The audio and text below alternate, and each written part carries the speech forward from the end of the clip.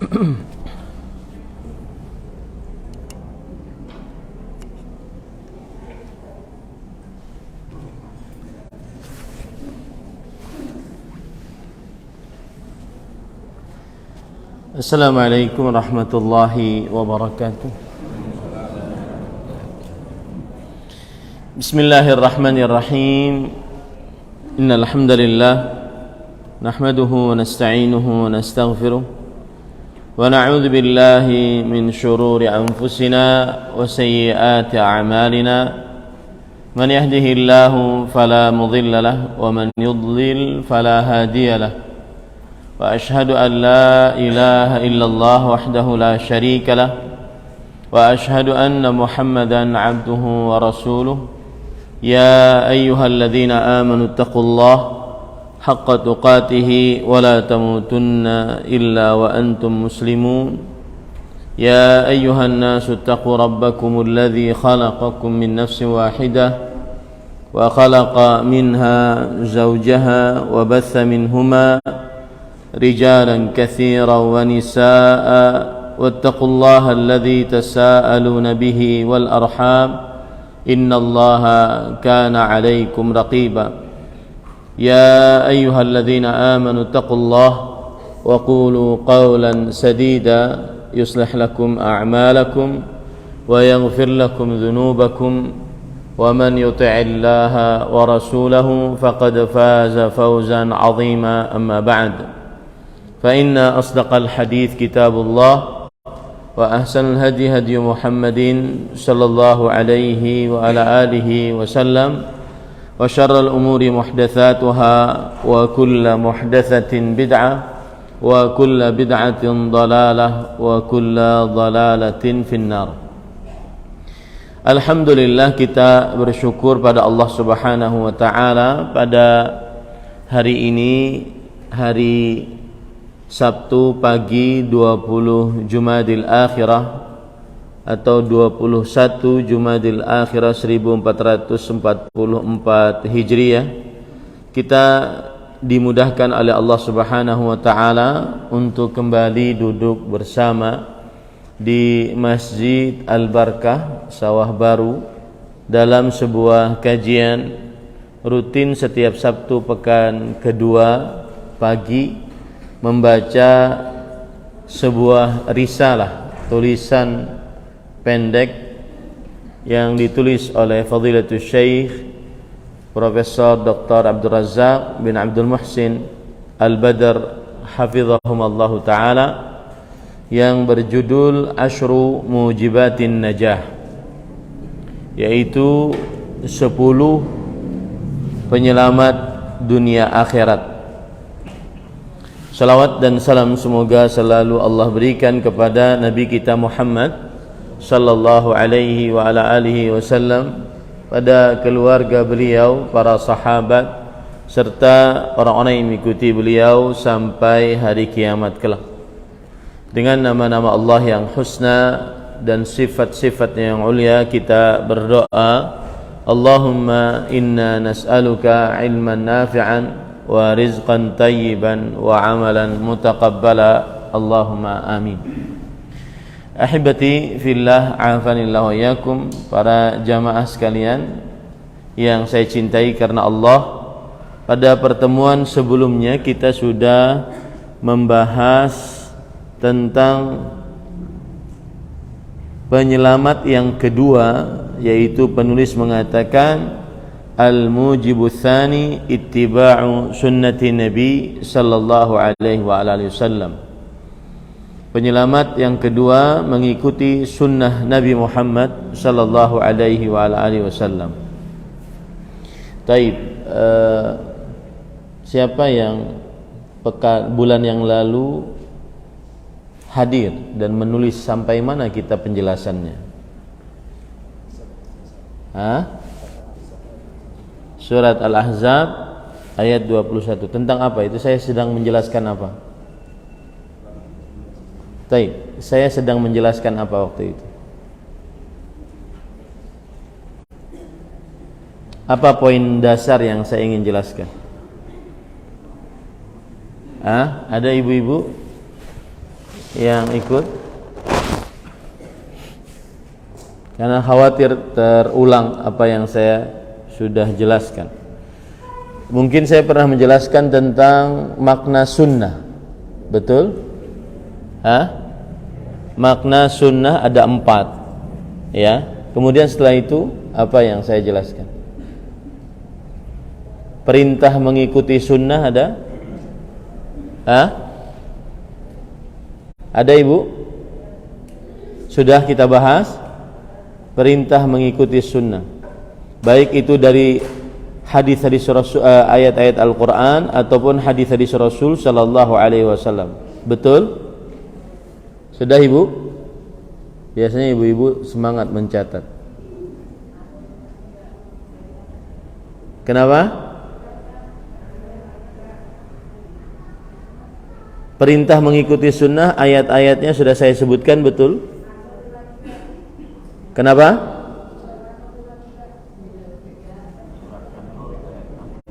Surat An-Nur ayat 63. Taib, sampai di situ ya berarti. Taib. Ini harus cari solusi nih masjid. Ya. Taib. Al-muhim, bisa dipindah enggak? Enggak. Geser bisa.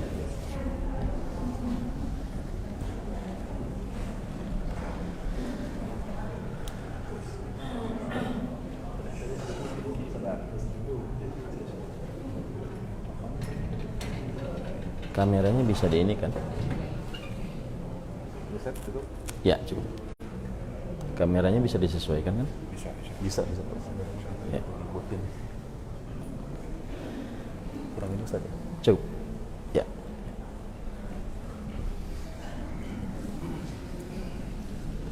Baik.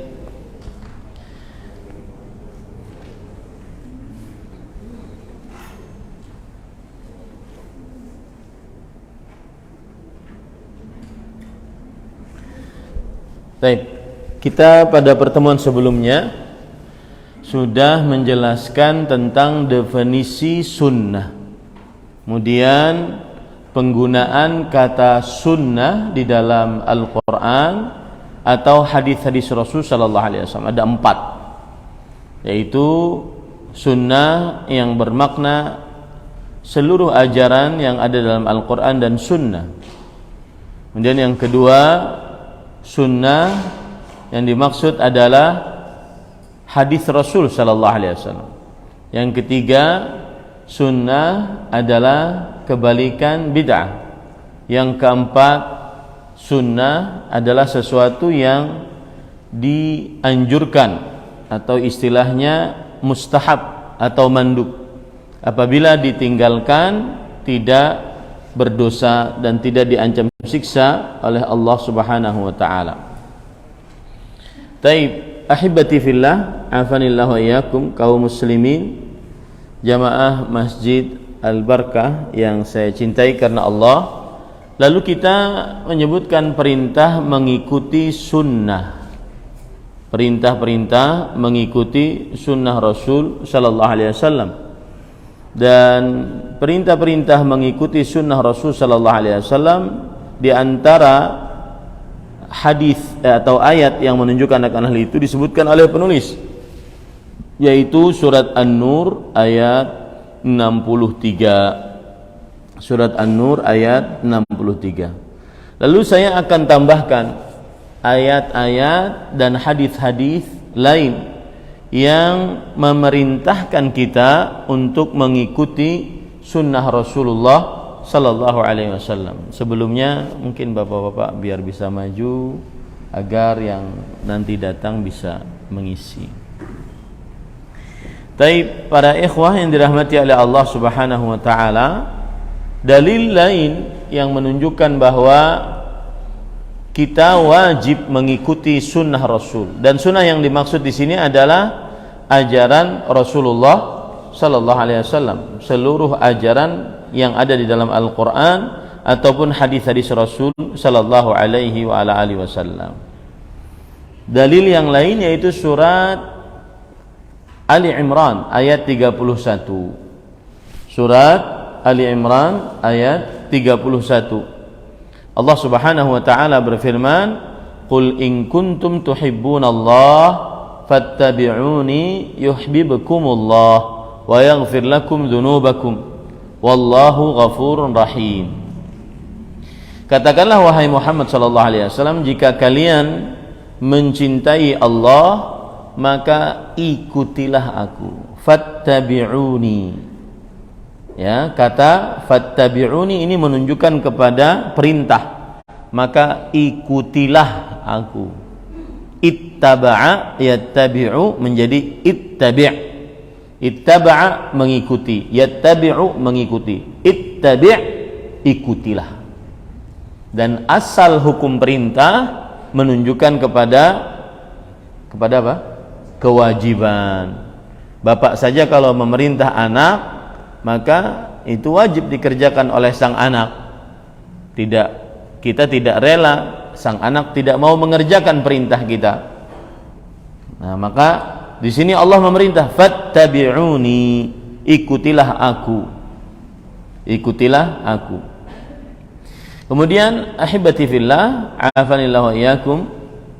Ayat ini menarik, terutama bagi yang mengaku mencintai Nabi Muhammad SAW. Ayat ini adalah ujian bagi siapa saja yang mengaku mencintai Nabi Muhammad SAW. Kalau dia mengaku mencintai Nabi Muhammad SAW, maka semestinya dia paling mengikuti Rasulullah SAW.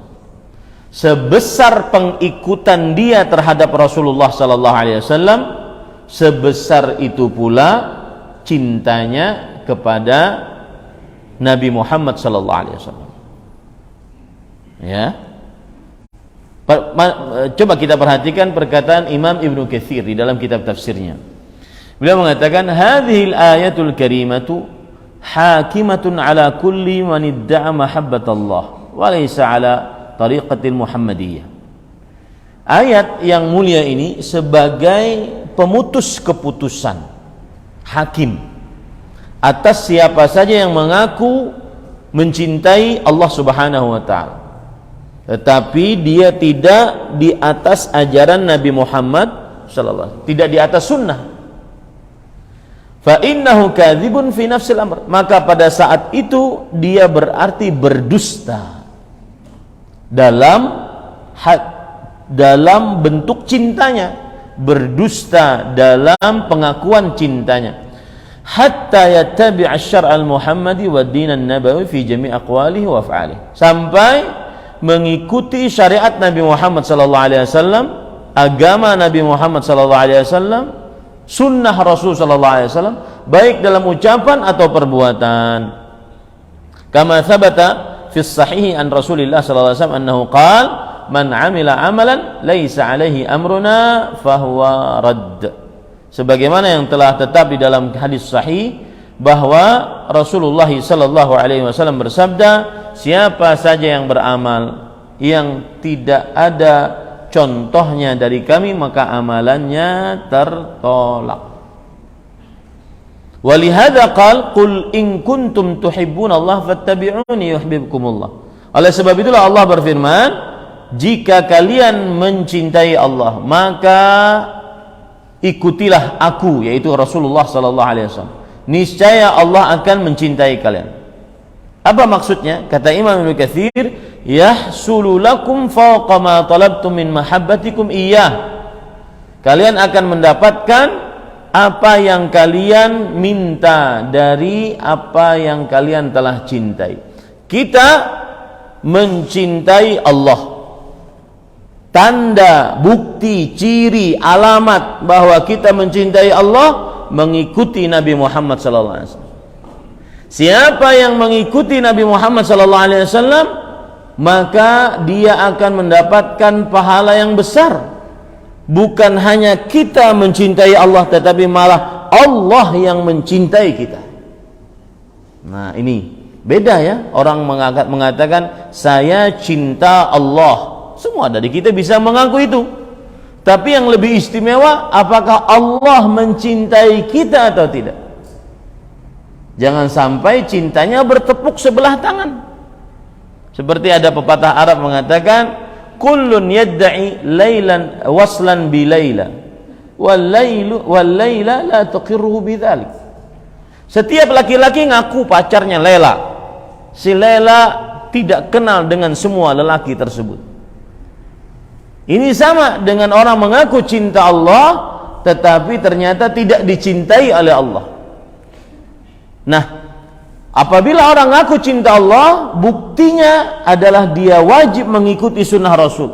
Kalau dia mengikuti sunnah Rasul, pahalanya lebih daripada hanya sekedar mencintai Allah, tetapi Allah mencintai kita. Nah ini. Kemudian beliau mengatakan, wa huwa mahabbatuhu iyyakum wa huwa a'zamu minal awwal, yaitu Allah mencintai kalian dan ini lebih besar daripada kalian mencintai Allah. Kama qala ba'dul ulama'il hukama, laisa asy-sya'na an tuhib wa innama asy-sya'nu an laisa asy-sya'nu an tuhibba wa innama asy-sya'na an tuhabba. Sebagaimana perkataan para ulama yang bijaksana, yang terpenting bukan kalian mencintai, tetapi bagaimana kita dicintai. Ya, yang terpenting bagaimana kita dicintai oleh Allah. Kapan kita dapat cinta Allah? Ketika mengikuti sunnah Rasul sallallahu alaihi wasallam. Nah, kemudian Imam Ibnu Katsir mengatakan perkataan yang menarik dari Al-Hasan Al-Basri, seorang tabi'i. Qala Al-Hasan Al-Basri wa ghairuhu minas salaf. Imam Al-Hasan Al-Basri dan selainnya dari para ulama salaf berkata, za'ama qaumun annahu yuhibbuna Allah fabtalahumullahu bihadhil ayah. Fabtalahumullahu bihadhil ayah. Ada sebagian orang ngaku cinta Allah, maka Allah uji dengan ayat ini, yaitu apakah mengikuti Nabi Muhammad SAW atau tidak. Ya, itu ujiannya bagi yang mengaku cinta Allah Subhanahu wa ta'ala. Itu ujiannya. Taib. Ini dalil yang ketiga ya. Jadi dalil yang pertama adalah surat Al-An'am ayat 153. Dalil yang kedua surat An-Nur ayat 63. Dalil yang ketiga surat Ali Imran ayat 31. Itu dalil-dalil dari Al-Quran tentang wajibnya mengikuti sunnah Rasul Sallallahu Alaihi Wasallam, dan berkaitan dengan buku kita, mengikuti sunnah Rasul Sallallahu Alaihi Wasallam adalah mujibatun najah, penyelamat dunia akhirat. Taib. Ada lagi perkataan yang menarik, dikatakan oleh Al-Allamah Al-Syeikh Muhammad Al-Amin Asy-Syanqiti.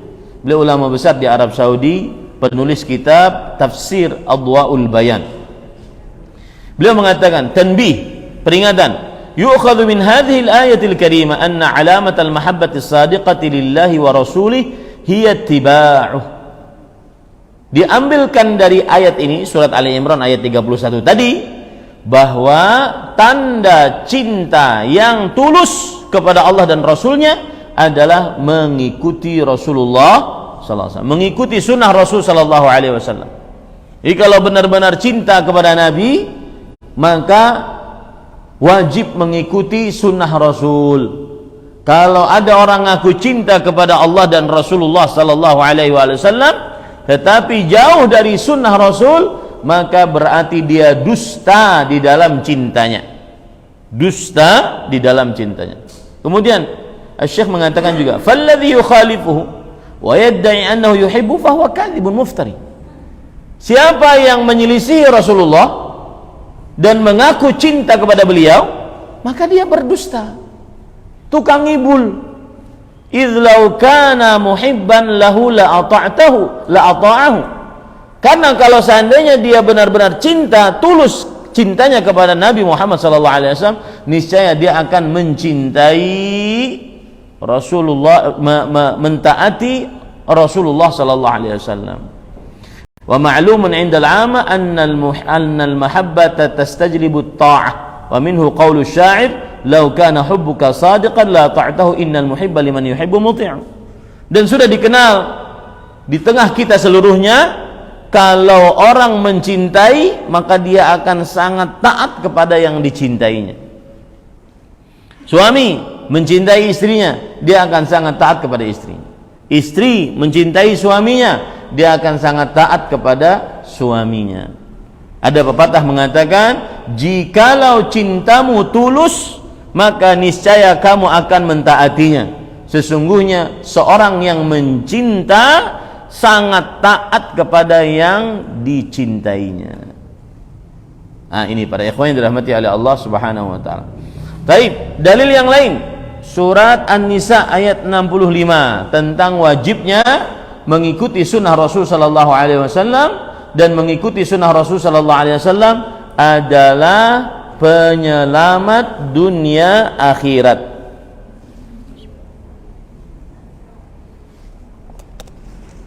Dalam surah An-Nisa ayat 65 Allah berfirman, "Fala wa rabbik," maka tidak, demi Rabbmu, la yu'minun, mereka benar-benar tidak beriman, hatta yuhakkimuka fima syajara bainahum, sampai mereka menjadikan engkau wahai Rasul sallallahu alaihi wasallam sebagai hakim, pemutus keputusan di dalam apa saja yang mereka perselisihkan di antara mereka. Tsumma la yajiduna fi anfusihim harajan mimma qadait wa yusallimu taslima. Kalau sudah diputuskan oleh Rasulullah, ada sunnahnya, maka menerima dengan sebenar-benar penerimaan, tidak merasa berat dengan sunnah Rasul sallallahu alaihi wasallam. Nah, itu keselamatan pasti. Orang yang menerima sunnah Rasul pasti dia selamat dunia akhirat. Dalil wajibnya mengikuti sunnah Rasul, surat An-Nisa ayat 65. Kemudian ayat selanjutnya, surat Al-Hasyr ayat 7. Allah Subhanahu wa taala berfirman, "Wa ma ataakumur rasulu fakhudhuh, wa ma nahakum anhu fantahu, wattaqullaha innallaha syadidul iqab." Dan apa saja yang dibawa oleh Rasulullah sallallahu alaihi wasallam kepada kalian, ambillah, ikutilah. Apa saja ya, syariat Rasul bukan hanya urusan akidah, bukan hanya urusan akidah saja, keyakinan hati, bukan. Syariat Rasul mengandung juga ibadah, pengabdian kita kepada Allah Subhanahu wa taala, atau mengandung juga perihal muamalah, harus sesuai dengan sunnah Rasul sallallahu alaihi wasallam dalam bermuamalah, atau yang sesuai juga dengan adab dan akhlak, harus sesuai dengan petunjuk Rasul sallallahu alaihi wa ala alihi wasallam. Apa saja yang dibawa oleh Rasul sallallahu alaihi wasallam kepada kalian, ambillah, ikutilah, kerjakanlah. Itulah orang yang akan selamat dunia akhirat. Dan ini dalil yang menunjukkan bahwasanya wajibnya mengikuti sunnah Rasul sallallahu alaihi wa ala alihi wasallam. Baik. Itu dalil-dalil dari hadis, dari ayat-ayat Al-Qur'an. Sekarang kita ambil dalil-dalil dari hadis-hadis Rasul sallallahu alaihi wasallam yang mulia tentang wajibnya mengikuti sunnah Rasul sallallahu alaihi wasallam. Sekali lagi saya katakan, wajibnya mengikuti sunnah Rasul bukan hanya dalam perkara akidah, tauhid, syirik, bukan, tetapi juga dalam perkara ibadah. Bagaimana tata cara salat? Sallu kama raaitumuni usalli. Salatlah kalian sebagaimana kalian melihat aku salat. Puasa, berpuasalah sesuai dengan petunjuk Rasul. Kalau tidak, maka tidak akan mendapatkan pahala kecuali hanya lapar dan haus. Zakat, haji, Rasul sallallahu alaihi wasallam bersabda, "Li ta'khudhu anni manasikakum." Ambillah dariku tata cara berhaji dan umrah kalian. Harus sesuai dengan petunjuk Rasul dalam perihal ibadah, dalam perihal doa, berzikir, bersalawat, bertasbih, tahmid, takbir, tahlil, membaca Al-Quran, harus sesuai dengan petunjuk Rasul sallallahu alaihi wa ala alihi wasallam. Ya, apa saja. Begitu juga muamalah. Jangan sampai yang mengaku dakwah sunnah, mengikuti sunnah, kemudian muamalahnya tidak sesuai dengan sunnah. Kalau membayar, kalau berhutang, maka harus berniat untuk melunasi dan dilunasi jika sudah mampu untuk melunasi hutang. Kalau jual beli tidak boleh menipu. Jual beli tidak boleh memakan harta dengan kebatilan. Ini dalam perihal muamalah. Hubungan suami istri harus sesuai dengan petunjuk Rasul sallallahu alaihi wasallam, sesuai dengan sunnah. Tidak boleh suami melakukan kekerasan dalam rumah tangga karena tidak sesuai dengan sunnah Rasul sallallahu alaihi wasallam. Dan istri tidak diperbolehkan untuk membiarkan kezaliman suaminya. Ya, saya baru dapat kasus banyak, bukan hanya sekarang, tetapi banyak, yaitu seorang suami berbuat zalim kepada istrinya dengan kekerasan, dengan dalih istri wajib taat kepada suami. Ya, sunnah Rasul taat kepada suami, tetapi termasuk sunnah Rasul adalah suami yang wajib ditaati adalah suami yang amanah, yang tidak zalim terhadap istrinya. Ini sunnah Rasul sallallahu alaihi wasallam. Jadi sunnah itu bukan hanya mencakup perkara akidah, keyakinan hati, tauhid, syirik, keimanan kepada Allah, kepada kitab-kitabnya, para rasulnya, kepada para malaikat, kitab-kitabnya, para rasulnya, hari akhir, kepada takdir baik dan buruknya. Bukan hanya itu saja. Sunnah termasuk di dalamnya ibadah, sunnah termasuk di dalamnya muamalah, jual beli, kesepakatan. Ya, itu sunnah Rasul sallallahu alaihi wasallam. Hubungan anak dengan orang tua, hubungan suami istri harus sesuai dengan sunnah. Begitu juga perihal adab dan akhlak. Adab makan, adab minum, adab bergaul. Ya. Termasuk adab yang saya note pada hari ini adalah adab yang tidak sesuai dengan sunnah. Bercadar tetapi memperlihatkan kemesraan di media sosial dengan suaminya. Itu masih mending. Ada yang lebih parah, memvideokan hubungannya di atas ranjang dengan pasangannya, meskipun hanya sebatas konten. Ini haram hukumnya, dosa besar. Rasul sallallahu alaihi wasallam mengatakan, jangan kalian perlihatkan, memberitahukan hubungan kalian di atas ranjang kepada orang lain. Fa innahu kamathali syaitanin laqiya syaitanatan fi tariqin faghasyaha wan nasu yanzurun. Itu seperti setan laki-laki bertemu dengan setan perempuan di tengah jalan, lalu dia berjima dengan nyamannya dan orang-orang melihatnya. Lihat bagaimana buruknya yang digambarkan oleh Rasul sallallahu alaihi wasallam. Dan ini harus dinasihati oleh kaum muslimin, oleh para ahli agamanya, para tokoh agamanya, bahwa hal tersebut diharamkan. Hal tersebut diharamkan. Nah, itu semua adalah sunnah Rasul sallallahu alaihi wasallam, harus diikuti. Jadi sunnah bukan hanya urusan akidah, bukan hanya urusan jenggot panjang, celana cingkrang, kemudian jilbab lebar, bercadar, pakai kaos tangan, kaos kaki. Bukan. Sunnah mencakup seluruh aspek kehidupan manusia, akidah, ibadah, muamalah, akhlak dan adab. Harus mengikuti Rasulullah SAW dalam perihal sunnah. Ya, dan masih banyak contoh-contoh yang lain. Taib, hadis yang menunjukkan kita wajib mengikuti sunnah Rasul sallallahu alaihi wasallam adalah dalam hadis riwayat Imam Abu Dawud dari Al-Irbad bin Sariyah, sahabat Rasul sallallahu alaihi wasallam. Beliau berkata, wa'adhana Rasulullah sallallahu alaihi wasallam mau'izatan balighatan dharafat minha al-uyun wa wajilat minha al-qulub. Rasul sallallahu alaihi wasallam pernah memberikan mau'izah, nasihat kepada kami, dengan nasihat yang sangat mendalam, meneteskan air mata dan menggetarkan hati. Lalu ada yang bertanya, ya Rasulullah, ka'anna hadhihi mau'izatu muwaddi'. Wahai Rasulullah sallallahu alaihi wasallam, seakan-akan hadhihi mau'izatu muwaddi', ini adalah nasihat orang yang mau berpisah. Fa'ausina, kalau begitu berikan kami wasiat agar kami mengerjakan wasiat tersebut setelah kita berpisah.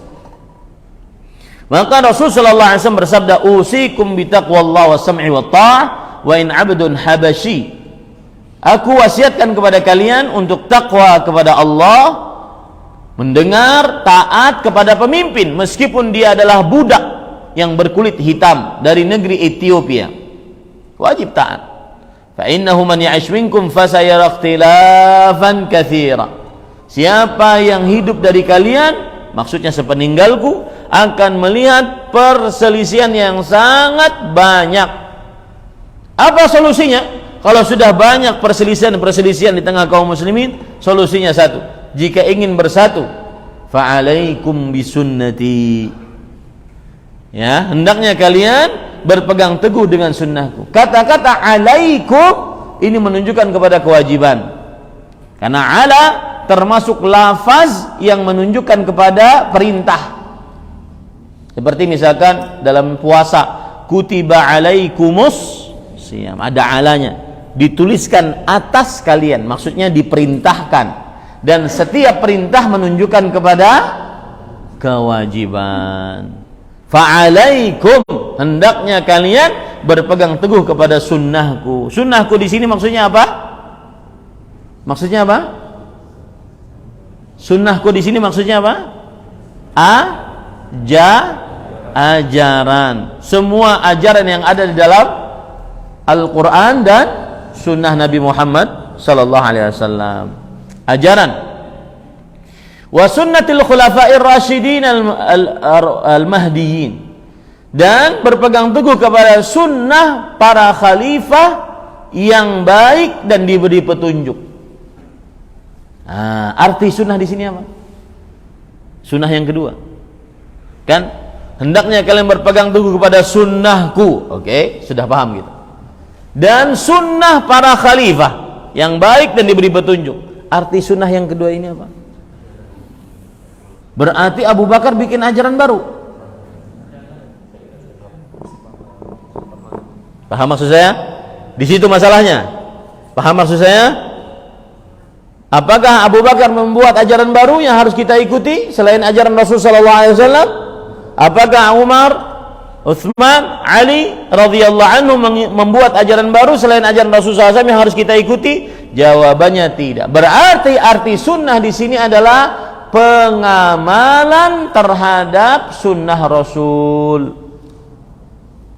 Pengamalan terhadap sunnah Rasul sallallahu alaihi wasallam, itu hati-hati, karena di situ nanti akan orang masuk ke dalamnya mengatakan adanya bid'ah hasanah. Buktinya apa? Kita diperintahkan untuk mengikuti sunnahnya Abu Bakar. Berarti sunnahnya Abu Bakar membuat ajaran baru. Maka jawabannya tidak. Tetapi apa yang dimaksud sunnah di sini? Pengamalan terhadap sunnah yang dilakukan oleh siapa? Oleh para khulafaur rasyidin. Tamassaku biha, berpegang teguhlah dengan sunnah tersebut. Addu 'alaiha bin nawadhid, gigit sunnah tersebut dengan gigi geraham. Artinya harus kokoh. Ini menunjukkan perintah wajibnya mengikuti apa? Sunnah Rasul sallallahu alaihi wa ala alihi wasallam. Baik. Kemudian para ikhwan yang dirahmati oleh Allah Subhanahu wa taala, dalil yang lain yang menunjukkan wajibnya mengikuti sunnah Rasul sallallahu alaihi wasallam adalah dalam hadis riwayat Imam Hakim. Nabi Muhammad sallallahu alaihi wasallam bersabda, "Ya ayyuhan nas, inni taraktu fikum ma in i'tasabtum bih falan tadhillu abada, kitaballahi wa sunnata nabiyhi sallallahu alaihi wasallam." Wahai manusia, sesungguhnya aku tinggalkan di tengah kalian sesuatu yang apabila kalian berpegang teguh dengannya, maka kalian tidak akan pernah sesat selamanya. Apa itu? Kitabullah, Al-Quranul Karim, dan sunnah Nabi Muhammad sallallahu alaihi wasallam. Ini menunjukkan dengan jelas bahwa seseorang akan selamat saat berpegang teguh kepada Al-Quran dan hadis dan sunnah Nabi Muhammad sallallahu alaihi wasallam. Ya, dan ini hadis menunjukkan perintah untuk berpegang teguh kepada sunnah Rasul sallallahu alaihi wa ala alihi wasallam.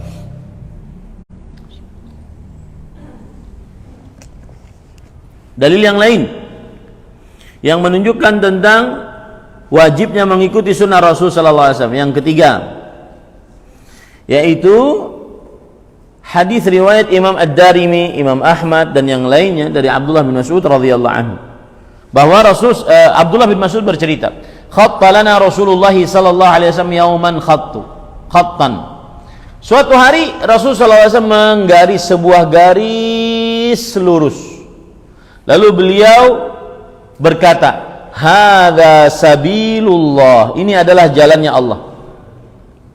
Tsumma khatta khututan an yamini wa an shimali. Lalu beliau menggaris garis samping kanan samping kirinya dari garis yang tengah tadi. Kemudian beliau bersabda, hadhihi sabili ala kulli sabilin minha syaitanun yad'u ilaihi. Ini adalah jalan-jalan. Di setiap jalan ada syaitan yang mengajak kepada jalan-jalan tersebut. Nah, kemudian beliau membaca ayat yang sudah kita sebutkan tadi, yaitu surat Al-An'am ayat 153. Wa anna hadza sirati mustaqiman fattabi'u. Inilah jalanku yang lurus. Ya, inilah jalanku yang lurus, maka ikutilah. Ini menunjukkan wajibnya mengikuti sunnah Rasul sallallahu alaihi wa ala alihi wasallam. Baik. Dalil dari Al-Quran sudah, dalil dari hadis Rasul sudah, dalil kita ambil dari perkataan para ulama tentang wajibnya mengikuti sunnah. Di antaranya perkataan Abdullah bin Mas'ud, sahabat Nabi, ahli tafsir, ahli fikih, ya, sahabat Nabi yang terkemuka, bahkan sahabat yang kelima yang masuk dalam agama Islam, Abdullah bin Mas'ud radhiyallahu anhu. Beliau berkata, ittabi'u, ikutilah sunnah, wala tabtadi'u, jangan berbuat bid'ah, faqad kufitu, maka sudah cukup bagi kalian. Hadis riwayat Imam Ad-Darimi. Kemudian juga perkataan dari Utsman bin Hadir rahimahullah. Beliau mengatakan, Utsman bin Hadir adalah seorang tabi'i, muridnya Abdullah bin Abbas, seorang sahabat Rasul sallallahu alaihi wasallam. Dakhaltu ala ibn Abbas faqultu awsini faqala na'am alayka bittaqwallahi wal istiqamah ittabi' wa la tabtadi'. Artinya, aku pernah masuk menemui Abdullah bin Abbas. Lalu aku berkata, wahai guruku Abdullah bin Abbas, berikan aku wasiat. Maka kemudian Abdullah bin Abbas berkata, iya, hendaknya engkau bertakwa kepada Allah, istiqamah di atas takwa, ikutilah sunnah dan janganlah berbuat bid'ah. Ikutilah sunnah dan janganlah berbuat bid'ah. Hadis riwayat Imam Ad-Darimi juga. Nah, ini menunjukkan bahwa wajibnya mengikuti sunnah dari perkataan para ulama. Di antaranya juga perkataan Abdullah bin Umar radhiyallahu anhu, sahabat Rasul sallallahu alaihi wasallam, ahli fikih, ahli hadis. Beliau berkata, kullu bid'atin dhalalatun wa in ra'aha an-nasu hasanatan. Setiap bid'ah sesat meskipun orang-orang melihatnya baik. Pemahaman balik dari perkataan ini berarti setiap sunnah adalah baik meskipun orang-orang menganggapnya sesat, buruk. Ya, ini menunjukkan wajibnya mengikuti sunnah Rasul sallallahu alaihi wa ala alihi wasallam. Kemudian juga perkataan yang lain yang dikatakan oleh Umar bin Abdul Aziz rahimahullah. Umar bin Abdul Aziz seorang tabi'i, disebut-sebut sebagai khalifah yang kelima, yang paling adil dalam sejarah kekhalifahan kaum muslimin, dan beliau berasal dari dinasti Umayyah, Daulah Umayyah. Ya, beliau berkata, "Amma ba'du, usika bitaqwallah wal iqtisadi fi amrihi wa ittiba'i sunnati nabiyhi sallallahu alaihi wasallam." Aku wasiatkan kalian kepada bertakwa kepada Allah dan sederhana dalam mengerjakan perintahnya, mengikuti sunnah Nabi Muhammad sallallahu alaihi wasallam. Di sini ada pelajaran para ikhwan. Sunnah itu pasti mudah, nyaman dikerjakan, tidak neko-neko, ya, sesuai dengan kebiasaan manusia.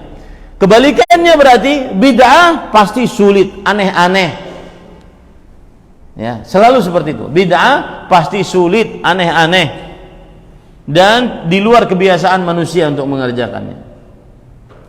Nah, ini perkataan para ulama salafus salih rahimahumullahu ta'ala. Lihat lagi perkataan Sahal bin Abdullah At-Tasturi, ini ulama Islam abad kedua Hijriyah. Beliau berkata, "Ma ahdatha ahadun fil ilmi syai'an illa su'ila anhu yaumil qiyamah, fa in wafaqa sunnata salim wa illa fala." Tidak ada seseorang yang membuat sesuatu yang baru dalam ilmu agama, kecuali nanti akan ditanya pada hari kiamat. Jika sesuai dengan sunnah, maka dia selamat. Jika tidak, maka tidak selamat. Nah, ini terutama nih, hati-hati di zaman sekarang, ya, menyebarkan ilmu. Harus benar-benar tahu ini benar-benar ilmu yang berdasarkan dari Al-Quran dan hadis Rasul sallallahu alaihi wasallam. Dan masih banyak lagi perkataan-perkataan para ulama rahimahumullah ta'ala tentang mengikuti sunnah Rasul sallallahu alaihi wasallam. Baik, kita lanjut sekarang kepada buku kita. Ya, kalau tadi sudah saya jelaskan tentang pengertian sunnah, kemudian tentang kata sunnah dipakai untuk apa saja, kemudian setelah itu ayat-ayat Al-Quran yang menunjukkan perintah untuk mengikuti sunnah Rasul sallallahu alaihi wasallam, kemudian juga dalil-dalil dari hadis-hadis Rasul, dan juga perkataan para ulama tentang wajibnya mengikuti sunnah Rasul sallallahu alaihi wasallam. Baik, kita lanjut kepada halaman 18 dari buku kita di paragraf yang terakhir. Wa amma man kanat a'maluhu ala ghairi hadi Rasul sallallahu alaihi wasallam fa innahu yakunu ba'idan 'anil najah wa a'maluhu mardudatun alaihi fal a'malul maqbulatu allati yanju 'amiluha yaumil qiyamah hiya al muwafiqatu li hadi an-nabiyil karim sallallahu alaihi wasallam kama qala sallallahu alaihi wa alihi wasallam man 'amila 'amalan laisa 'alaihi amruna fahuwa rad. Adapun apabila amalannya tidak sesuai dengan petunjuk Rasul, maka dia jauh dari keselamatan. Yang amalannya tidak sesuai dengan petunjuk Rasul, jauh dari keselamatan. Ingat ya, amalan itu mencakup perkara akidah, apalagi tadi? Ibadah, apalagi tadi? Muamalah atau akhlak dan adab. Kalau jauh dari sunnah Rasul, maka ini tidak akan selamat. A'maluhu mardudatun alaih. Amalan-amalannya, amal ibadahnya tertolak, tidak diterima oleh Allah. Nah, ini buruknya bid'ah. Buruknya amalan yang tidak sesuai dengan sunnah tidak diterima oleh Allah Subhanahu wa taala. Meskipun keluar keringat banyak, meneteskan darah yang banyak, keluar harta yang banyak, tetapi tidak sesuai dengan sunnah, maka mardud artinya ditolak, dikembalikan kepada pelakunya, tidak dapat pahala dari Allah Subhanahu wa taala. Fal a'malul maqbulah, adapun amalan-amalan yang diterima yang pelakunya selamat pada hari kiamat, masuk ke dalam surga, surganya surga Firdaus, bertemu dengan Allah secara langsung dan mendapat ridha Allah, adalah amalan yang sesuai dengan petunjuk Nabi Muhammad sallallahu alaihi wasallam. Sebagaimana sabda Rasul sallallahu alaihi wasallam riwayat Muslim, siapa saja yang beramal yang tidak ada di atasnya perkara kami, maka amalannya tertolak. Siapa saja yang beramal yang amalannya tidak ada atasnya perkara kami, maka amalannya tertolak. Ini hadis menunjukkan bahwa bahayanya amalan yang tidak sesuai dengan sunnah. Apa bahayanya? Ditolak. Apa maksud ditolak? Hah? Maksud ditolak apa? Dikembalikan kepada pelakunya, tidak berpahala. Dikembalikan kepada pelakunya, tidak berpahala. Ya, meskipun mungkin gugur kewajiban. Salat 5 waktu tidak sesuai dengan sunnah, gugur kewajiban, tapi tidak ada pahalanya. Ditolak, dikembalikan kepada pelakunya. Bisa dimaklumi ini para ikhwan yang dirahmati oleh Allah Subhanahu wa taala. Baik, kita akan bahas hadis ini pelan-pelan, ya. Yang pertama, hadis ini, catat baik-baik para ikhwan yang dirahmati oleh Allah, adalah hadis yang agung dan merupakan pokok ajaran Islam. Coba perhatikan perkataan Imam An-Nawawi, ulama Islam abad ke-7 Hijriah, wafat pada tahun 696 Hijriah. Beliau mengatakan, wa hadzal haditsu qa'idatun 'azimatun min qawa'idil Islam. Hadis yang barusan kita baca tadi, siapa yang beramal yang tidak ada atasnya perkara kami, maka amalannya tertolak. Hadis ini adalah hadis yang merupakan prinsip dasar yang agung dari prinsip-prinsip dasar ajaran Islam. Ya, jadi hadis ini agung. Cuma ironinya, hadis ini sering dilecehkan, dihinakan. Dalilnya cuma itu, man amila amalan. Ya.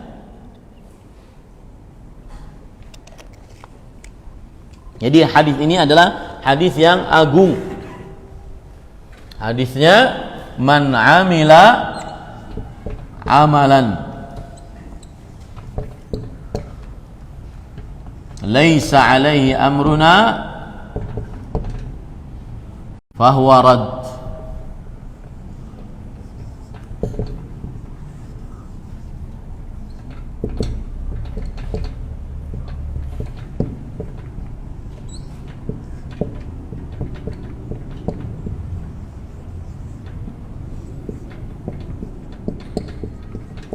Di sana ada lafaz yang lain, man ahdatsa, man ahdatsa syai'an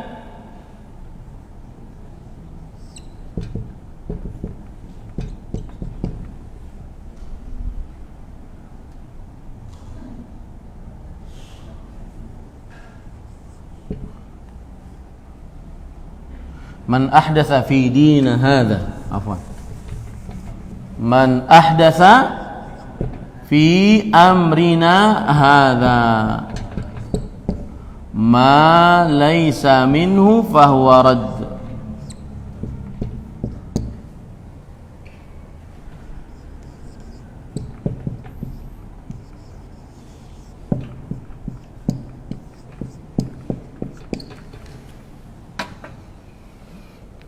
Man ahdatsa fi amrina hadza ma laysa minhu fahuwa rad.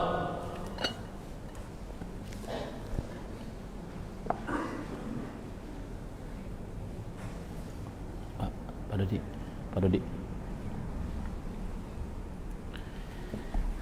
Kalau ada yang nganter power bank ada ya. Ya. Baik. Perhatikan baik-baik para ikhwan yang dirahmati oleh Allah Subhanahu wa taala. Jadi hadis ini hadis yang agung. Lihat perkataan Imam An-Nawawi. Hadzal haditsu qa'idatun 'azimatun min qawa'idil Islam. Hadis ini adalah hadis yang agung, merupakan pondasi agung dari pondasi-pondasi Islam. Ya. Wa huwa min jawami'i kalimihi sallallahu alaihi wasallam. Dan dia hadis yang pendek tetapi syarat makna. Hadisnya pendek tetapi syarat makna. Fa innahu sarihun fi raddi kullil bid'i wal mukhtara'at. Sesungguhnya hadis ini jelas merupakan bantahan setiap bid'ah dan setiap hal-hal yang baru yang mengada-ngada dalam Islam. Jadi kalau kita mengagungkan sunnah Rasul, wajib mengagungkan hadis ini. Hadis ini adalah bantahan kepada yang beramal yang tidak sesuai dengan sunnah Nabi Muhammad SAW, kepada yang beramal dengan amalan bid'ah.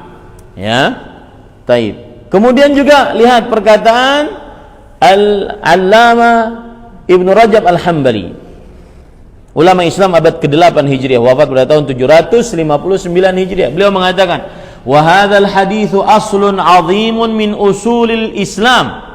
Hadis ini adalah pokok yang sangat agung dari pokok-pokok ajaran Islam. Kemudian beliau mengatakan, wa huwa kal mizani lil a'mali fi zahiriha. Hadis ini adalah timbangan untuk amalan lahiriah. Timbangan untuk amalan lahiriah. Jadi kalau kita sholat, amalan lahiriah, maka timbangannya hadis ini sesuai dengan contoh Rasul atau tidak, mengada-ngada atau tidak. Hadis ini adalah timbangan. Kama anna haditsal a'mal bin niyat mizanun lil a'mali fi batiniha. Sebagaimana hadis sesungguhnya amalan tergantung niat, ini adalah timbangan untuk amalan qalbu. Jadi hadis ini timbangan untuk amalan lahiriah. Kemudian hadis innamal a'malu bin niyat, amalan tergantung niatnya, adalah timbangan untuk amalan qalbu, hati. Ya, nah, jadi hadis ini sangat penting. Jadi jangan dihiraukan yang meremehkan hadis ini. Dalilnya cuma satu, man amila amalan paling. Ya, enggak, hadis ini agung. Fakama anna kulla amalin la yuradu bihi wajhullah ta'ala, falaysa li'amili fi thawab. Maka sebagaimana setiap amalan yang niatnya tidak ingin pahala dari Allah, maka tidak ada pahala. Wa kadzalika kullu amalin la yakunu alaihi amrullahi wa rasuluh fahuwa mardudun ala amili. Demikian pula amalan yang tidak ada contohnya, syariatnya dari Allah dan Rasulnya, maka amalannya tertolak, dikembalikan kepada pelakunya. Wa kullu man ahdatsa fid din ma lam ya'dzan bihi Allah wa rasuluh falaysa minad din fi syai'. Setiap apapun yang dibuat-buat dalam perkara agama yang tidak diizinkan oleh Allah dan Rasulnya, maka dia bukan dari perkara agama sedikit pun. Jadi hadis ini hadis yang agung para ikhwah yang dirahmati oleh Allah Subhanahu wa taala. Jadi poin pertama tentang hadis ini adalah bahwa hadis ini hadis yang agung, pondasi dasar Islam. Catat itu, poin pertama dari hadis ini. Ya. Kemudian poin yang kedua dari hadis ini adalah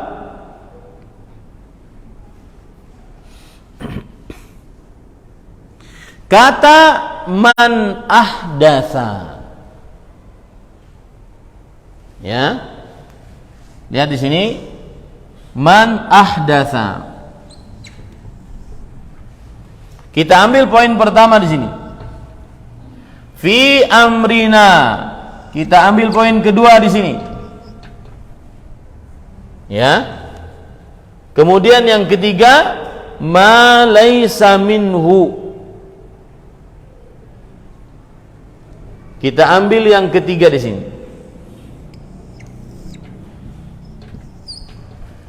Yang pertama, bid'ah selalu baru atau adakan. Nah, bid'ah selalu baru. Barang siapa yang mengada-ngadakan, membuat sesuatu yang baru. Jadi bapak ibu setelah ini bisa mengidentifikasi, menentukan ini bid'ah atau enggak dengan cara memahami hadis ini. Ya, yang pertama bid'ah adalah baru, perbuatan yang baru dalam syariat Islam, diada-adakan, tidak ada di zaman Rasul, tidak ada di zaman para sahabat, tidak ada di zaman para sahabat Nabi. Yang kedua, fi amrina, berkaitan dengan urusan agama. Berkaitan dengan urusan agama. Urusan mikrofon, tadi pagi saya lihat Ustaz Yazid itu banyak pahalanya, subhanallah. Beliau itu banyak dicaci orang, dimaki orang, ya. Banyak sekali pahalanya, subhanallah. Ada di media sosial saya lihat mengata-ngatakan bid'ah itu mikrofon di dalamnya, di depannya halal. Gila loh, gitu ya. Ini kalau orang sudah nyaci-nyaci itu udah subhanallah, mengerikan ya. Dan itulah media sosial. Kita tidak pernah ada di zaman yang lebih buruk penyebaran keburukannya dibandingkan zaman sekarang. Baik menyebarkan keburukannya atau menyebarkan, menghina orang-orang yang memerangi keburukan. Subhanallah, ya. Jadi dia, maksud saya, nggak ada urusan agama, mikrofon, kemudian media sosial, bukan urusan agama. Tidak ada urusan dengan urusan agama. Yang ngata-ngatain bid'ah, pakai onta aja sana. Keliling Jakarta pakai onta, jangan pakai mobil. Kenapa harus selalu dionta hitamkan si onta ini?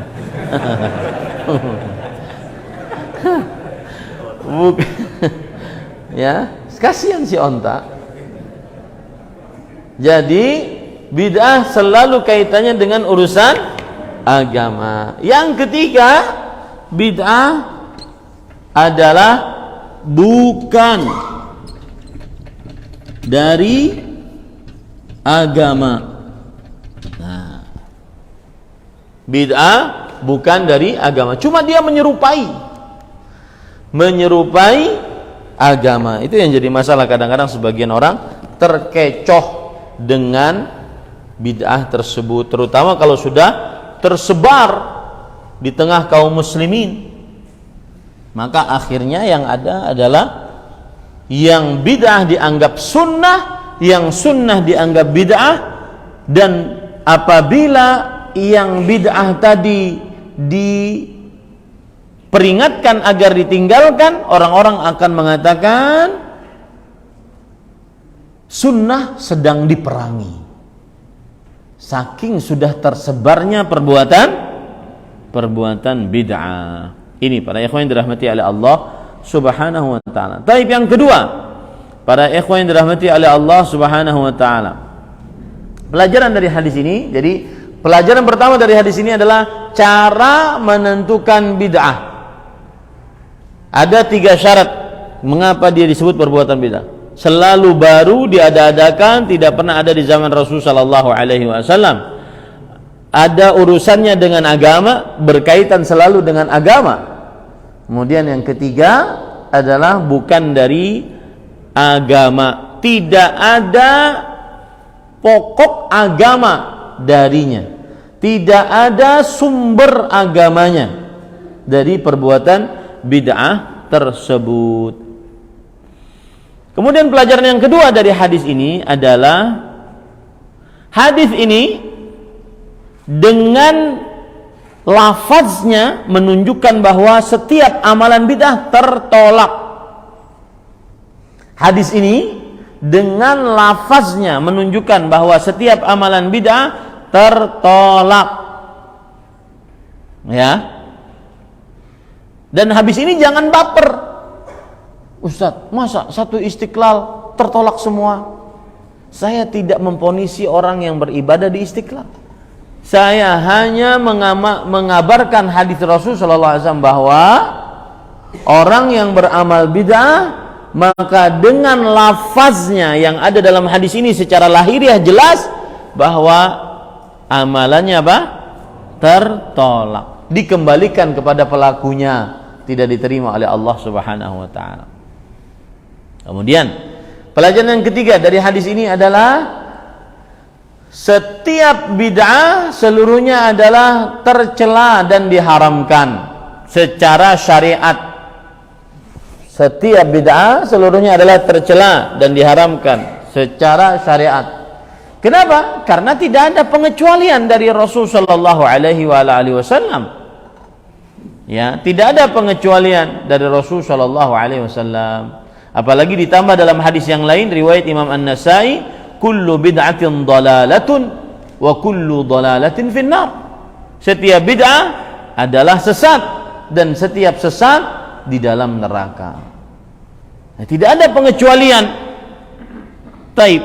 Mungkin ada sebagian yang mengetahui ada satu pengecualian perkataan Umar bin Khattab, ni'matil bid'atu hadhihi. Ini adalah sebaik-baik perbuatan bid'ah. Maka jawabannya, yang dimaksud oleh Umar bin Khattab adalah bid'ah. Kata bid'ah di sini adalah secara bahasa, bukan secara syariat. Kenapa? Karena Umar bin Khattab radhiyallahu anhu, apa yang beliau kerjakan? Beliau yang asalnya kaum muslimin salat tarawih di sana satu kelompok, di sebelah sini satu kelompok, sebelah sana satu kelompok, salat tarawih berkelompok-kelompok. Lalu beliau kumpulkan dengan satu imam, yaitu sahabat Nabi Ubay bin Ka'ab radhiyallahu an. Kemudian menjadi satu masjid diimami oleh satu orang. Dan itu pernah dikerjakan oleh siapa? Rasulullah sallallahu alaihi wasallam selama 3 sampai 4 malam di dalam bulan Ramadan. Menunjukkan bahwa salat tarawih berjamaah dipimpin oleh satu imam adalah apa? Sunnah Rasul, ajaran Rasulullah SAW, bukan bid'ah, bukan sesuatu yang diada-adakan. Ya, itu jawaban yang pertama. Jawaban yang kedua adalah bahwa Umar bin Khattab termasuk khalifah yang kita diperintahkan untuk apa? Mengikuti sunnah Rasul sallallahu alaihi mengikuti sunnah khalifah Rashidah setelah Nabi Muhammad sallallahu alaihi wasallam. Intinya itu adalah poin yang ketiga. Poin yang keempat,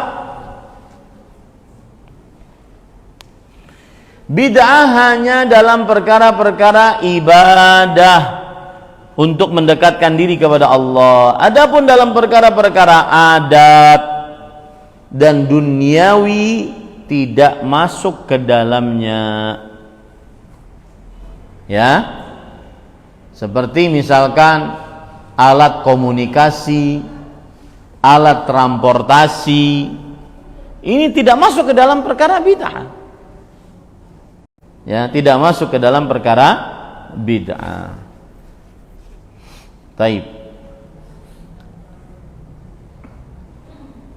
Adat kebiasaan tidak masuk ke dalam perkara bid'ah. Yang masuk dalam perkara bid'ah adalah al-umur at-ta'abbudiyah, perkara-perkara beribadah untuk mendekatkan diri kepada Allah Subhanahu wa taala. Kemudian perhatikan baik-baik perkara penting juga yang berkaitan dengan bid'ah.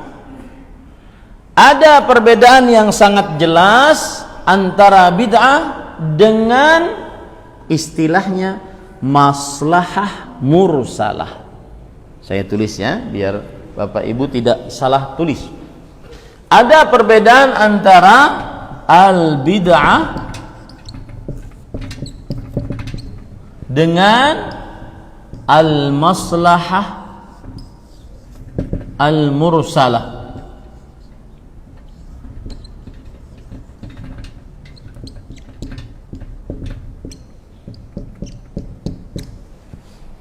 bid'ah dengan maslahat mursalah. Biarkan kita memakai istilah itu saja, tidak usah diterjemahkan. Maslahah mursalah secara bahasa tidak usah diterjemahkan, nanti kita maknai saja apa maksudnya. Perhatikan baik-baik. Bid'ah terjadi dalam perkara-perkara ibadah, dimaksudkan dengannya mendekatkan diri kepada Allah Subhanahu wa ta'ala. Bid'ah ini tidak ada asalnya dalam syariat. Apakah jenisnya, apakah zatnya, tidak ada di dalam syariat.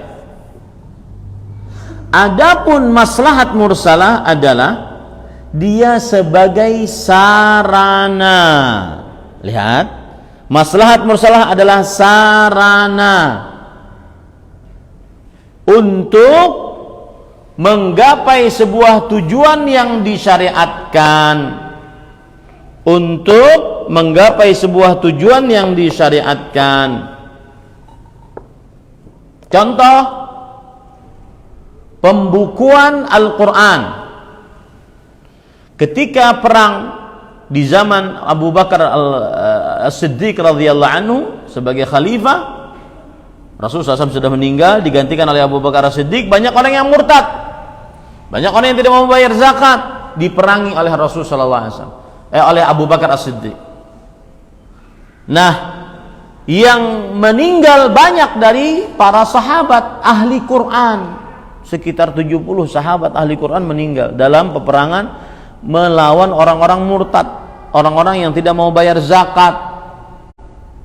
Akhirnya Umar bin Khattab memberikan masukan kepada Khalifah Rasulullah SAW Abu Bakar As-Siddiq radhiyallahu anhu agar membukukan Al-Quran, karena banyak yang sudah meninggal dari ahli baca Al-Quran, takut Al-Qurannya hilang. Dan menjaga Al-Quran termasuk pokok ajaran Islam. Allah berfirman, inna nahnu nazzalna dzikra wa inna lahu lahafizun. Sesungguhnya kami turunkan Al-Quran dan kami akan selalu menjaganya. Maka dibukukanlah Al-Quran di zaman Abu Bakar As-Siddiq. Lalu di zaman Utsman bin Affan, karena buku-buku Al-Quran banyak, maka Utsman bin Affan memilih satu buku, yang lainnya dibakar agar kaum muslimin cuma menggunakan satu buku ini saja. Begitu ceritanya. Nah, ini bukan bid'ah, tetapi apa istilahnya? Maslahah mursalah, yaitu sarana untuk menggapai sebuah tujuan syariat. Sarana untuk menggapai sebuah tujuan syariat. Ya, seperti misalkan buku yang dicetak, itu maslahah mursalah. Dulu tidak ada buku. Sarana untuk menggapai bisa menuntut ilmu. Menuntut ilmu adalah ibadah. Beda dengan bid'ah. Bid'ah adalah zat dari amalan tersebut, bukan sarana. Bukan apa? Sarana. Paham bedanya sekarang? Nah, itu namanya para ikhwah tentang perbedaan bid'ah dengan maslahah mursalah.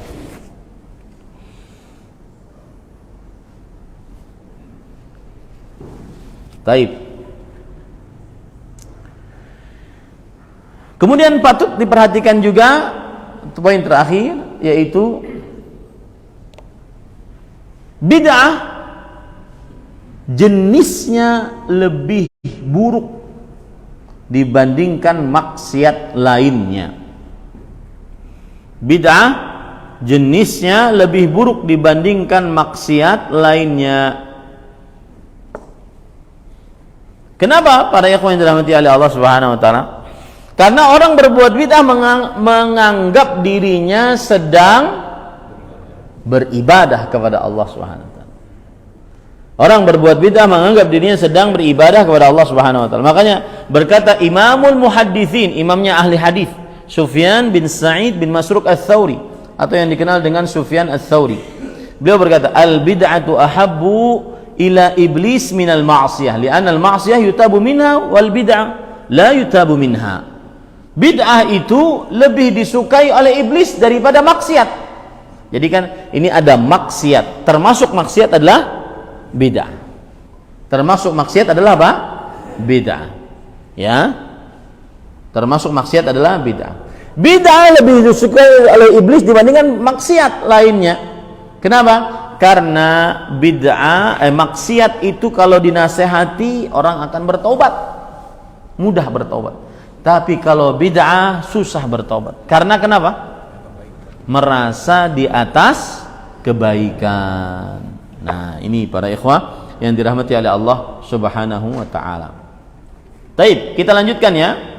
Kemudian setelah itu penulis berkata, "Faman talaba an-najata fa 'alaihi an yalzama gharzah wa an yatamassak bi nahjihi wa an yadhhara wa an yahdhara min al-ibtida'i fid din wa tabdil sunnati khatamil mursalin." Walihada kana نصح النبي صلى الله عليه وسلم كان من نصح النبي صلى الله عليه وسلم لأمته إذا خطب حذرهم من البدع وحضهم على التمسك بسنته يقول لهم فإن خير الحديث كتاب الله وخير الهدي هدي محمد صلى الله عليه وسلم وشر الأمور محدثاتها وكل بدعة ضلالة.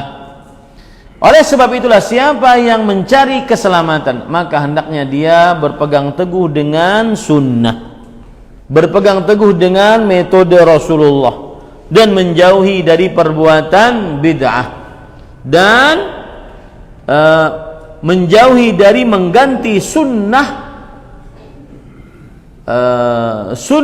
penutup para Rasul, yaitu Nabi Muhammad SAW. Jauhi dari mengganti sunnah Nabi Muhammad SAW. Oleh sebab itulah termasuk nasihat yang baik dari Nabi Muhammad SAW kepada umatnya. Apabila beliau berkhutbah, beliau memperingatkan umatnya dari perbuatan bid'ah dan memerintahkan umatnya, menyemangati umatnya untuk melakukan perbuatan sunnah Rasul sallallahu alaihi wasallam. Kemudian Rasul sallallahu alaihi wasallam bersabda, sesungguhnya sebaik-baik perkataan adalah kitabullah dan sebaik-baik petunjuk adalah petunjuk Muhammad sallallahu alaihi wasallam. Seburuk-buruk perkara adalah perkara yang mengada-ngada di dalam agama, dan setiap bid'ah adalah sesat.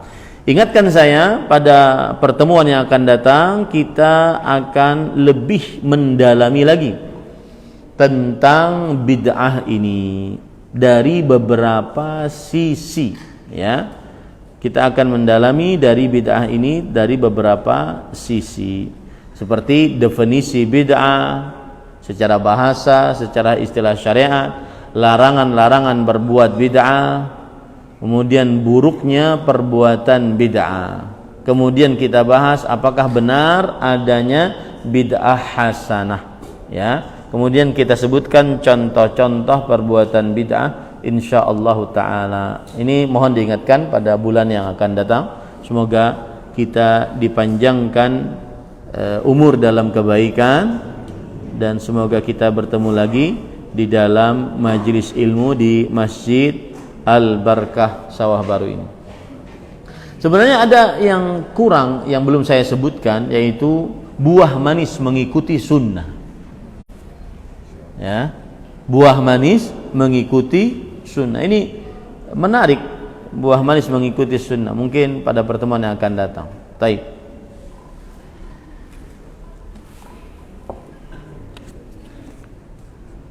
Apakah semua manusia yang ada saat ini disebut juga sebagai umat Nabi Muhammad SAW? Disebut umat Nabi Muhammad SAW dari beberapa sisi.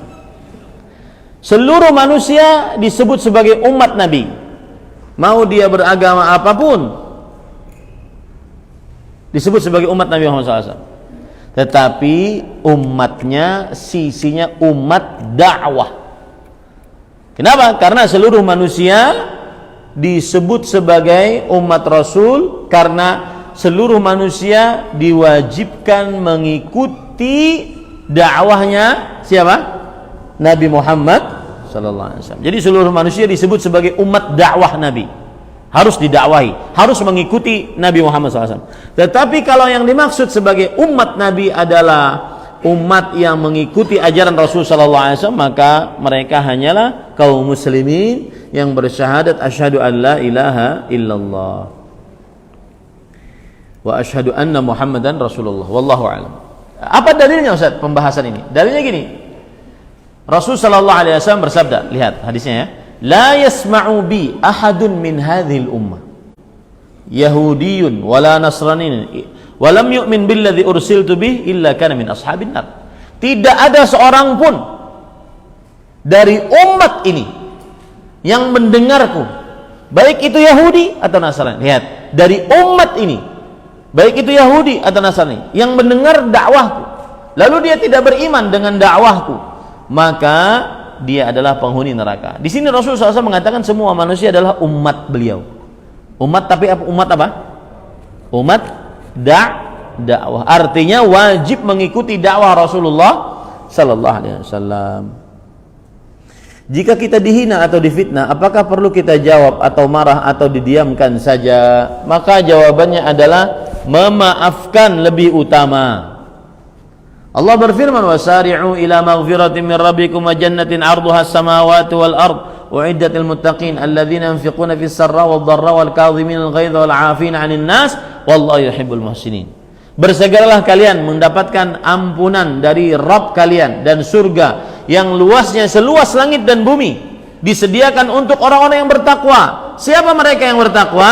Yang bersedekah dalam keadaan susah atau dalam keadaan lapang, nyaman, yang menahan amarah dan memaafkan ya kesalahan-kesalahan manusia terhadapnya. Mereka lah orang-orang yang disebut sebagai orang yang muhsin, berbuat ihsan, tingkatan keislaman yang paling tinggi. Makanya memaafkan lebih utama. Wallahu a'lam. Bagaimana jika akidah bagus tapi akhlak jelek atau sebaliknya? Salah. Semestinya yang akidahnya bagus maka dia harus berakhlak baik, ya, atau sebaliknya berakhlak baik maka akidahnya juga harus baik, benar, ya. Karena itu berkesinambungan, berkaitan satu dengan yang lainnya. Kenapa kita mau berakhlak baik? Karena kita berakidah yang benar. Kita berakhlak baik karena Allah Maha melihat, Maha mendengar, Maha mengetahui, karena ada hari kiamat, karena ada hari pembalasan, makanya kita berakhlak baik. Jadi dia berkaitan satu dengan yang lainnya. Wallahu a'lam. Bagaimana cara istri menyikapi suami yang secara sembunyi-sembunyi melanggar syariat karena terpaksa untuk menafkahi keluarga? Jika dinasihati istri dengan cara yang lembut dan penuh kasih sayang, ego suami terbuka atau terluka dan tidak mau mendengar, akhirnya bertengkar. Jika didiamkan kami bisa terjatuh kembali pada dosa yang sama. Jazakallahu khairan, barakallahu fiik wa fiik barak. Jawabannya, seorang istri adalah teman yang menolong suaminya, dan itu harta yang paling berharga bagi seorang suami. Rasul sallallahu alaihi wasallam pernah bersabda, "Ya Rasulullah, ayyul mali nattakhidhu khairan?" Wahai Rasulullah, harta apa yang paling baik kita ambil? Rasul sallallahu alaihi wasallam mengatakan, "Wa imra'atun mu'minatun tu'inuhu ala dini zawjiha." Seorang istri yang beriman yang menolong suaminya untuk taat kepada Allah Subhanahu wa taala. Maka saya nasihatkan, kalau ada suami menyimpang baik dalam akidah, ibadah, muamalah, akhlak. Akidah melakukan kesyirikan, tahu melakukan bid'ah atau yang semisalnya. Ibadah tidak sholat, tidak puasa. Muamalah selingkuh, chat-chatan dengan perempuan yang bukan mahramnya dan seterusnya. Adab dan akhlak buruk, hutang tidak bayar dan seterusnya. Maka jadilah istri sebagai teman kerja yang membawa kepada vibe yang positif bagi suami, ke arah yang lebih positif. Jangan disalahkan suaminya, Jangan maksudnya jangan disalahkan, jangan dipojokkan, jangan diponis kamu ini suami tidak becus, kamu ini begini, enggak. Tapi jadi teman kerja. Jadi teman kerja agar membimbingnya kepada yang lebih baik. Di situ suami akan menerima nasihat dari sang istri. Wallahu a'lam. Apa hukumnya? Contoh misalkan Abu Hurairah radhiyallahu anhu. Beliau yang meriwayatkan hadis berbunyi, rahimallahu imra'an qama minal lail fa shalla thumma ayqadha zawjatahu fa shallat wa in abad nadhaha fi wajhil ma. Allah merahmati seorang suami yang bangun malam lalu dia salat, lalu sang suami tersebut membangunkan istrinya, lalu sang istrinya salat. Lihat, saling tolong menolong. Jika istrinya enggan bangun, maka sang istri diperciki air oleh sang suami. Kebalikannya, rahimallahu imra'atan qamat minal lail fa shallat fa in abad nadhahat fi wajhil ma. Yang artinya Allah merahmati seorang istri yang bangun malam, lalu dia salat, lalu dia membangunkan suaminya. Lalu sang suami salat. Jika suaminya enggan, maka dipercikan air pada wajahnya. Hadis ini yang meriwayatkan Abu Hurairah radhiyallahu anhu. Abu Hurairah mengamalkan itu dalam keluarganya. Suatu hari ada sahabat beliau ataupun murid beliau yang bernama Abu Utsman An-Nahdi. Abu Utsman An-Nahdi. Abu Utsman An-Nahdi bercerita, tawayyabtu Abu Hurairah radhiyallahu anhu sab'a layal. Fakana huwa wa imra'atuhu wa khadimu ya'taqibuna al-laila athnathan. Aku nginap di rumah Abu Hurairah selama sepekan. Kalau sudah sepekan itu udah ketahuan buruknya, udah ketahuan bobroknya. Kalau cuma nginap di rumah Ustadz sehari, Ustadz bisa pura-pura, ya. Tapi kalau sudah sepekan ketahuan, Ustadznya sholat malam enggak, Ustadznya suka baca Quran enggak, zikir enggak, Ustadznya zikir pagi sore enggak, Ustadznya suka nonton apa, ketahuan. Maka beliau menyimpulkan dari sepekan tersebut, setiap malam Abu Hurairah, istrinya dan pembantunya membagi malam menjadi sepertiga malam. Nah, ini istri yang baik, ya, saling tolong menolong dalam kebaikan dan ketakwaan. Wallahu a'lam.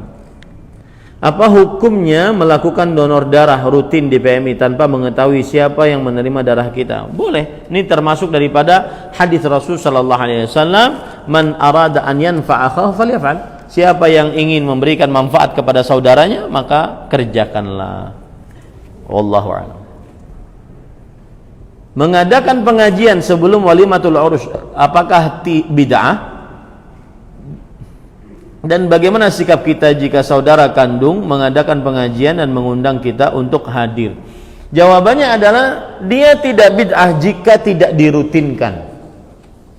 Kalau tidak dirutinkan, tidak bid'ah. Tapi kalau dirutinkan, maka semua yang rutin pembatasan tertentu memerlukan dalil. Jika tidak ada dalil dan atas perutinan tersebut, maka itu adalah bid'ah. Wallahu a'lam. Apabila ada seorang ibu yang mengusir suaminya, bahkan mengusir di depan mantu dan cucunya, bagaimana hukumnya? Apa yang saya lakukan sebagai anak yang masih tinggal bersama? Mohon nasihatnya Ustaz. Saat ini ibu saya bekerja dan ayah tidak karena sudah sepuh.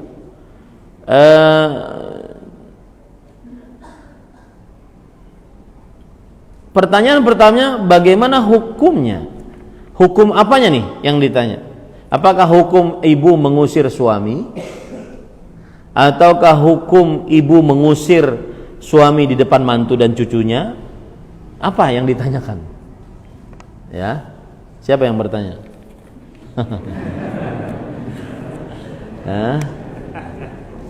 Iya. Kemudian di sini, apakah yang saya lakukan sebagai anak yang masih tinggal bersama? Tinggal bersama dengan siapa? Dengan ibunya. Jadi pertanyaannya belum begitu jelas. Coba nanti ditanyakan. Rasul sallallahu alaihi wasallam dan Aisyah radhiyallahu anha menikah di bulan Syawal. Apakah kalau seseorang yang menikah di bulan Syawal itu sunnah? Tidak. Tetapi itu adalah sebuah ketepatan. Dan Rasul sallallahu alaihi wasallam ketika menikah di bulan Syawal, salah satu faedahnya mengingkari perbuatan orang-orang jahiliyah yang mengatakan bulan Syawal adalah bulan panas, kalau seandainya menikah maka tidak akan langgeng dan seterusnya. Maka beliau bantah dengan perbuatan beliau untuk berdakwah. Adapun dikatakan menikah bulan Syawal adalah sunnah, maka belum ada dalil yang menunjukkan akan hal itu sebagai sunnah. Buktinya para sahabat Nabi radhiyallahu anhum menikah di bulan-bulan selain Syawal. Kalau itu sunnah, maka akan selalu pernikahan terjadi di bulan Syawal. Wallahu a'lam. Buktinya Rasulullah SAW juga menikahi Khadijah tidak di bulan Syawal, Ummu Salamah, Hindun binti Umayyah, kemudian siapa lagi, Zainab, tidak di bulan Syawal. Itu hanya bertepatan dan salah satu tujuannya adalah untuk membantah, menyanggah kebiasaan kaum jahiliyah yang berkaitan dengan akidah mereka. Pas sujud terakhir dalam sholat kita memohon doa kepada Allah, apakah boleh menggunakan bahasa Indonesia? Ini terjadi perbedaan pendapat di antara ulama. Saya lebih condong kepada pendapat yang menguat dan yang mengatakan bahwa yang paling utama di dalam sujud adalah bacaan yang dibaca oleh Rasulullah sallallahu alaihi wasallam, baik itu bacaannya ataupun bacaan zikirnya ataupun bacaan doanya. Di antara bacaan-bacaan Rasul sallallahu alaihi wasallam di dalam sujud sangat banyak sekali, seperti misalkan subhanallah wa bihamdi, ya, kemudian subhana rabbiyal a'la, subhana rabbiyal a'la. Ini bacaan Rasul sallallahu alaihi wasallam ketika sujud. Begitu juga bacaan Rasul sallallahu alaihi wasallam ketika sujud, di antaranya subhanakallahumma wa bihamdika rabbana allahumma ighfirli. Ini bacaan Rasul sallallahu alaihi wasallam ketika sujud. Kemudian juga Rasul sallallahu alaihi wasallam berdoa dengan banyak doa saat sujud, di antaranya yaitu beliau membaca Allahumma ighfirli ma qaddamtu wa ma akhartu wa ma asrartu wa ma a'lantu anta a'lamu minni antal muqaddim wa antal muakhir wa anta ala kulli syai'in syahid. Ini doa-doa yang dibaca oleh Rasul sallallahu alaihi wa ala alihi wasallam. Kemudian juga doa yang dibaca oleh Rasulullah sallallahu alaihi wasallam saat sujud, Allahumma ma qaddamtu wa ma akhartu wa ma asrartu wa ma a'lantu antal muqaddim wa antal muakhir wa anta ala kulli syai'in qadir. Allahumma ighfirli diqqahu jillahu awwalahu wa akhirahu wa alaniyatahu wa sirrahu, dan masih banyak yang lain yang dibaca oleh Rasul sallallahu alaihi wa ala alihi wasallam. Kemudian apabila ingin menambah doa, misalkan dia belum mencukupi dengan doa yang dibaca oleh Rasul sallallahu alaihi wasallam saat sujud, jika ingin menambah doa maka silakan nambah dari doa dari Al-Qur'an atau doa dari hadis-hadis Nabi yang sahih. Baik. Yang ketiga, apabila ingin menambah lagi karena sepertinya belum mantap, karena belum ada yang khusus spesifik dari apa yang dia minta, ya, maka dia boleh berdoa dengan bahasa Arab yang fasih. Bahasa Arab yang fasih. Adapun dengan bahasa Indonesia ada sebagian pendapat yang berpendapat, sebagian ulama berpendapat diperbolehkan. Kenapa? Karena Rasulullah sallallahu alaihi wasallam bersabda, "Aktsiru fihi ad-du'a." Berbanyaklah di dalam sujud membaca doa. Ini umum, apapun doanya. Ya.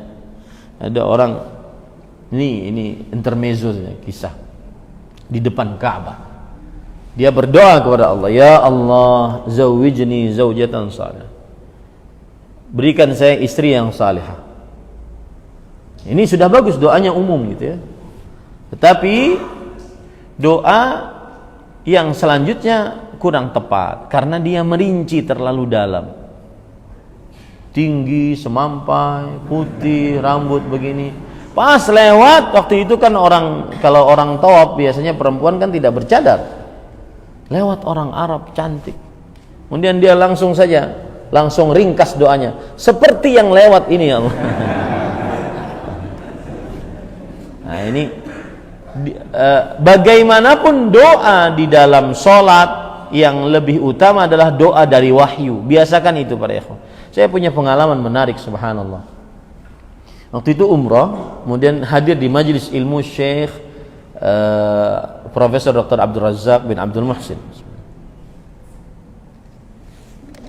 Kemudian waktu itu Madinah mendung, kemudian banyak petir, ya.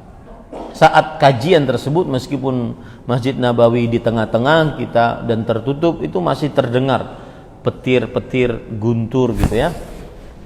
Maka beliau kajian 15 menit, kemudian beliau bilang natawaqaf inda hadza, kita cukupkan dulu kajian kita, lalu beliau berdoa.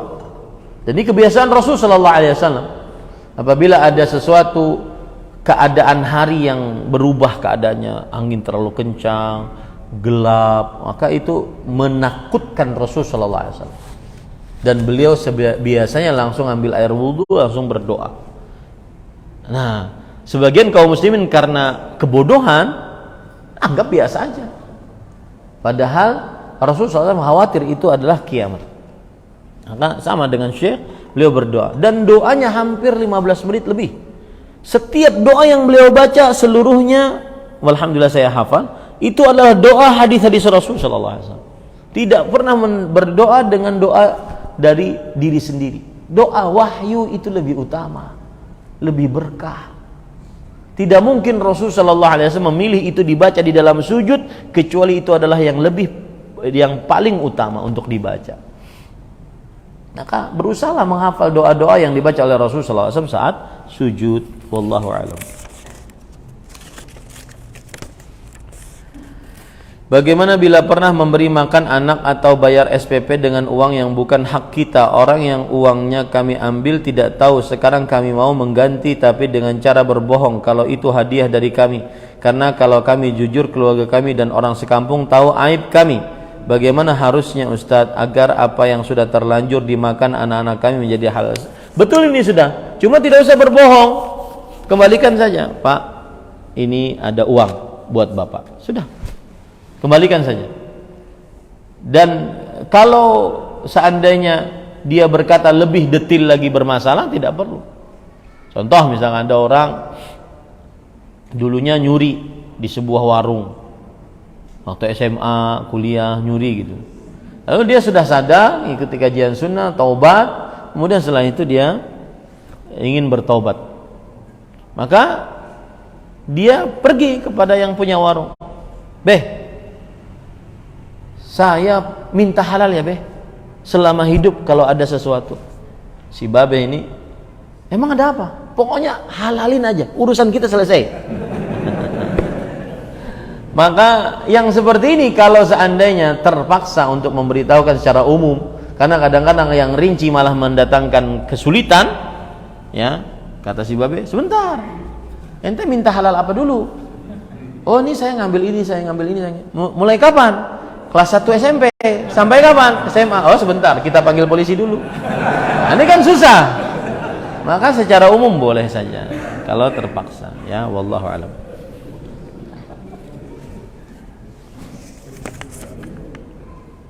Apakah malaikat mendoakan memberikan ketenangan kepada majelis ilmu bid'ah? Jawabannya yang disebutkan dalam hadis Rasulullah SAW riwayat Muslim, majtama'a qaumun fi baitin min buyutillah yatluna kitaballah wa yatadarasuna bainahum illa haffathumul malaikah wa ghashiyatuhumur rahmah wa nazalat alaihimus sakinah wa dzakarahumullahu fi man 'indah. Yang artinya tidaklah suatu kaum berkumpul di sebuah rumah dari rumah-rumah Allah, mereka membacakan ayat Al-Quran, memahami ayat Al-Quran tersebut di antara mereka, melainkan para malaikat akan mengerumuni mereka, turun ketenangan, mereka diliputi rahmat. Allah menyebutkan nama-nama mereka di hadapan para malaikat. Ini yang disebutkan adalah yang mempelajari Al-Quran dan hadis. Dan biasanya majelis ahli bid'ah tidak ada Al-Quran dan hadisnya, ya, yang ada ahli kalamnya, yang ada cerita dongeng, ya, kemudian yang ada adalah lawak-lawakan, yang ada adalah musik, ya, wallahu a'lam. Ada ustadz yang bilang manhaj itu bukan tujuan utama, manhaj hanya untuk memudahkan kita dalam mencari ilmu. Benarkah? Apa sebenarnya manhaj? Manhaj itu adalah metodologi, tata cara beragama. Manhaj salaf, tata cara beragama, yaitu memahami Al-Quran dan Sunnah dengan pemahaman para sahabat, para tabi'in, para tabi'un tabi'in dengan baik dan benar. Yang jelas perkataannya masih muhtamil. Gini para ikhwah, saya kasih tahu, kalau ada perkataan ustadz bukan dari Al-Quran, dari hadis, udah bisa ditolak, bisa diterima. Jangan terlalu dijadikan sebagai sebuah sebagai sebuah yang harus diperjuangkan gitu. Enggak. Perkataan manusia biasa. Ya. Yahtamil khata' was shawab. Kadang benar, kadang salah. Tapi kalau ustadz yang bawakan Al-Quran, bawakan hadis, nah itu baru diperjuangkan. Jadi jangan terlalu terlalu sibuk dengan perkataan seorang manusia gitu. Siapapun dia. Dan saya kadang sedih di media sosial terlihat kadang-kadang membicarakan orang. Perkataan Ustadz Fulan dijadikan sebagai sebuah mihwar, sebagai sebuah perdebatan. Apa sih gitu? Kenapa sampai dijadikan sebuah itu? Sudah, beliau manusia biasa. Kalau salah ya beliau manusia biasa, kalau benar ya amin. Ya, jangan terlalu fanatik. Wallahu a'lam. Ketika kita hidup di sekitar orang ahlul bidah dan pelaku riba, terutama di lingkungan RT pun menjalankan sistem riba, apakah berpengaruh dengan kehidupan kita walau kita tidak ikut-ikutan? Apa sebaiknya kita hijrah dan pindah dari lingkungan tersebut? Maka jawabannya, asal hukumnya jika memang tidak bisa melakukan amar ma'ruf nahi munkar, dia harus pindah ke tempat yang lain yang tidak ada ribanya. Dan ini banyak sekarang di zaman sekarang. Ada istilahnya bank pelecit. Tahu nggak bank pelecit? Itu di Jawa terkenal, bank pelecit, yaitu orang-orang rentenir. Ada nggak di sini? Maksudnya di Jabodetabek ada nggak gitu? Rentenir gitu. Mungkin di Jakarta dan sekitarnya mungkin lebih keren gitu ya, pakai kantor, pakai apa? Ya, rentenir gitu. Jadi ngutangin sambil riba. Nah, itu kadang kalau di Jawa kita lihat satu desa sepakat tuh, tidak boleh bank pelecit masuk ke dalam desa kami, karena ngerusak. Ya, karena ngerusak. Banyak terjadi pembunuhan, bunuh diri gara-gara riba tersebut, nggak bisa bayar. Karena ketika dia berhutang sekali, kemudian tidak bisa bayar pokoknya belum, kemudian terlambatnya belum, kemudian ribanya juga belum, ditawari lagi, terus menumpuk-numpuk. Ya, nah, itu banyak perjuangan para ustadz di desa-desa untuk menghilangkan itu. Ya. Nah, ini yang bisa saya sampaikan. Wallahu a'lam. Sallallahu nabiyana Muhammad walhamdulillahirabbil alamin. Mohon maaf kalau ada pertanyaan yang belum bisa dijawab. Kita cukupkan dengan kafaratul majlis. Subhanakallahumma hamdik, asyhadu an la ilaha illa anta astaghfiruka wa atubu ilaik. Wassalamualaikum warahmatullahi wabarakatuh.